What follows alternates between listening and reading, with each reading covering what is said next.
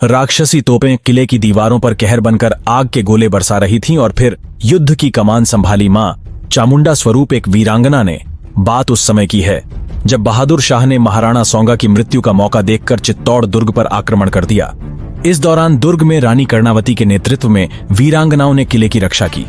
आक्रमण की जानकारी होने पर रानी कर्णावती ने मेवाड़ के लोगों से चित्तौड़ की रक्षा के लिए आने का अनुरोध किया।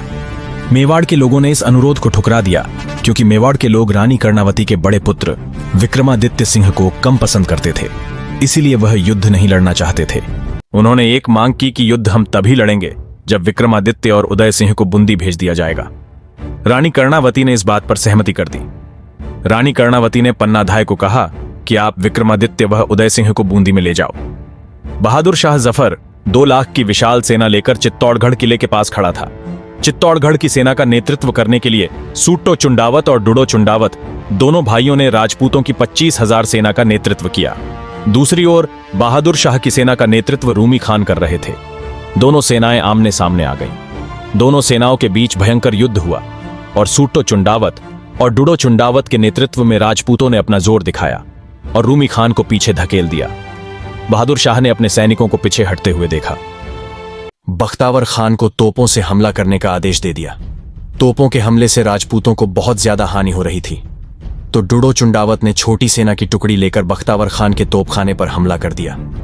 उन्होंने बख्तावर खान के तोपखाने को नष्ट कर दिया, लेकिन तोपखाने में पड़े गोलों में आग लग गई और वह ब्लास्ट होने की वजह से वह वही वीरगति को प्राप्त हो गए।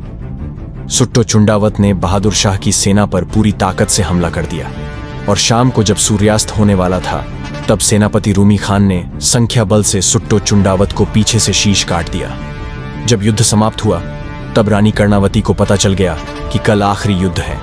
उन्होंने सैनिकों को आदेश दिया कि जौहर की तैयारी शुरू कर दी जाए, पर रानी कर्णावती ने सोचा कि कल सेना का नेतृत्व कौन करेगा।